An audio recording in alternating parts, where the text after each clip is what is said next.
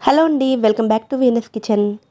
పిల్లలు ఏదైనా స్నాక్ అడిగితే ముందుగా ఎటువంటి ప్రిపరేషన్స్ లేకుండా అప్పటికప్పుడు 15 నిమిషాల్లో అయిపోయి చూడటానికి పూరీల్లా పొంగే అప్పాన్ని ఎలా ప్రిపేర్ చేసుకోవచ్చో ఈరోజు వీడియోలో చూద్దామండి. ఈ అప్పం రెసిపీని చేయడానికి ముందుగా ఒక బౌల్లోకి 1 కప్పు వరకు బొంబాయి రవ్వను తీసుకోండి. మనం ఉప్మా చేసుకుంటాం కదా, ఆ రవ్వను తీసుకోండి. నేను ఈ కప్పు కొలతని మెజర్మెంట్ కప్లోని 1/2 కప్తో తీసుకుంటున్నానండి. అన్నిటినీ ఇదే కప్పుతో కొలిచి తీసుకుంటున్నాను. మీరు కూడా ఇంట్లో ఉండే ఏదైనా ఒక కప్పు తీసుకుని అన్నిటినీ అదే కప్పు కొలతతో తీసుకోండి. ఏ కప్పుతో అయితే రవ్వను తీసుకున్నారో అదే కప్పుతో 1 కప్పు వరకు కాచి చల్లార్చిన పాలను వేసుకుని రెండింటిని బాగా కలుపుకుని మూత పెట్టుకుని 5 నిమిషాల పాటు పక్కన పెట్టుకోండి. 5 నిమిషాలకి రవ్వంతా కూడా పాలను పీల్చుకుని ఇలా గట్టిగా అవుతుందండి. ఇప్పుడు ఈ మిశ్రమాన్ని ఒక మిక్సీ జార్లోకి వేసుకోండి. మొత్తం రవ్వనంతా కూడా మిక్సీ జార్లో వేసుకున్న తర్వాత ఏ కప్పుతో అయితే రవ్వ పాలు తీసుకున్నారో అదే కప్పుతో 1 కప్పు వరకు బెల్లాన్ని వేసుకోండి. అలాగే ఇందులోనే కొద్దిగా యాలకుల పొడిని వేసుకోండి. నేను ఇక్కడ పొడిని వేస్తున్నాను కదండి, మీరు యాలకులనైనా సరే వేసుకోవచ్చు. ఇప్పుడు వీటన్నిటిని కూడా వాటర్ వేయకుండా ఇదే విధంగా మెత్తగా గ్రైండ్ చేసుకోండి. ఇలా గ్రైండ్ చేసుకున్న తర్వాత ఇందులోకి 1/2 కప్పు వరకు గోధుమ పిండిని వేసుకోండి. అలాగే మరొక 1/2 కప్పు బియ్యం పిండిని కూడా వేసుకోండి.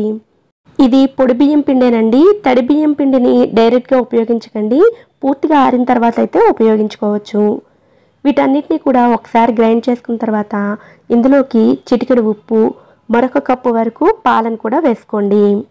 గ్రైండ్ చేసుకునేటప్పుడు మధ్య మధ్యలో పిండి ముద్దలు అనేవి లేకుండా స్పూన్ తోటి కలుపుతూ ఇలా మెత్తగా గ్రైండ్ చేసుకోవాలి.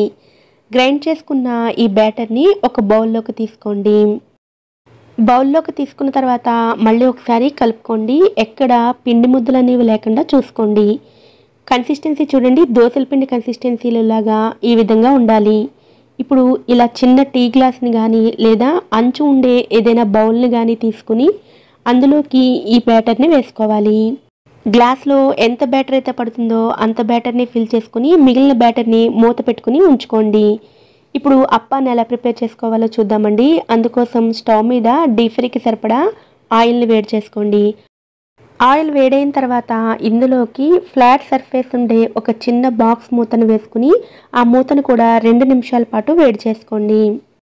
మూత కూడా కొద్దిసేపు వేడైన తర్వాత ఆయిల్లో నుంచి ఇలా బయటకు తీసుకోండి. ఇప్పుడు ఇందులోకి ముందుగా రెడీ చేసుకున్న బ్యాటర్ని మూత మధ్యలోకి వేసుకోండి. ఇలా వేసుకునేటప్పుడు ప్లేట్లో కొద్దిగా ఆయిల్ని ఉంచుకున్నట్లయితే అప్పం ఆయిల్లో నుండి ఈజీగా బయటకు వస్తుంది. పిండిని వేసిన తర్వాత మూతను నెమ్మదిగా ఆయిల్లోకి డ్రాప్ చేసి పైన ఈ విధంగా ఆయిల్ వేస్తూ ఉండండి. కొన్ని సెకండ్లకి అప్పం ఇలా ప్లేట్లో నుంచి పొంగుతూ బయటకు వస్తుంది. అప్పం ప్లేట్లో నుండి ఈజీగా బయటికి రావాలి అంటే ఆయిల్, ప్లేటు రెండూ కూడా బాగా వేడిగా ఉండాలి. అలాగే వీటిని ఫ్రై చేసుకునేటప్పుడు మీడియం ఫ్లేమ్లో పెట్టుకుని ఫ్రై చేసుకోండి. ఆయిల్ హీట్ ఏమాత్రం సరిపోకపోయినా సరే ప్లేట్లోకి పిండి అతుక్కుపోతూ ఉంటుంది. ఇలా అప్పం వేసుకునే ప్రతిసారి 1 నిమిషం పాటు ప్లేట్ని వేడి చేసుకున్న తర్వాత మాత్రమే పిండిని ప్లేట్లోకి వేసుకోవాలి. ఆయిల్ హీట్ కరెక్ట్గా ఉంటే 2-3 వేసిన తర్వాత అప్పం ప్లేట్లో నుంచి తీయవలసిన అవసరం లేకుండా దానంతట అదే ఈజీగా బయటకు వచ్చేస్తుంది.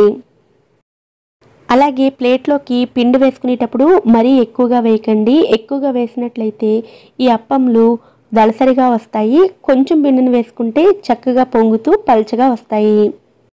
తక్కువ క్వాంటిటీలోనే చూపిస్తున్నాను కాబట్టి నేను ఇలా ఒక్కొక్కటి ఫ్రై చేసి చూపిస్తున్నానండి. మీరు కనుక ఎక్కువ క్వాంటిటీలో ప్రిపేర్ చేస్తున్నట్లయితే వెడల్పుగా ఉండే కడాయిని తీసుకుని అందులోకి ఒకేసారి 2-3 కూడా వేసుకుని ఫ్రై చేసుకుని తీసుకోవచ్చు. ఈ అప్పాన్ని 2 వైపులా కూడా గోల్డెన్ కలర్ వచ్చేంత వరకు మీడియం ఫ్లేమ్లో పెట్టుకుని మాత్రమే ఫ్రై చేసుకోండి. ఇదే విధంగా మిగిలిన వాటిని కూడా ప్రిపేర్ చేసుకోండి. నేను చూపించిన ఈ కప్ క్వాంటిటీతో అయితే 12 వరకు అప్పాలను ప్రిపేర్ చేసుకోవచ్చు. ఇలా ప్రిపేర్ చేసిన ఈ అప్పములు చల్లారిన తర్వాత కూడా అలాగే పొంగి ఉంటాయి. టేస్ట్ కూడా చాలా చాలా బాగుంటాయి. పైన క్రిస్పీగా లోపల సాఫ్ట్గా ఉండే ఈ అప్పం రెసిపీని మీరు కూడా తప్పకుండా ట్రై చేయండి. ఈ వీడియో కనుక మీకు నచ్చినట్లయితే వీడియోని లైక్ చేసి ఛానల్ని కూడా సబ్స్క్రైబ్ చేసుకోండి.